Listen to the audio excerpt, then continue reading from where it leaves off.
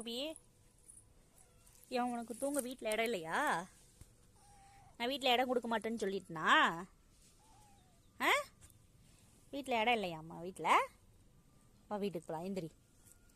இங்கே அங்கே இங்கே படுத்து இப்படித்தான், இப்படி வித்த கட்டு, நல்லா குரலி வித்தெல்லாம். அப்படி தூக்கம் வருதா?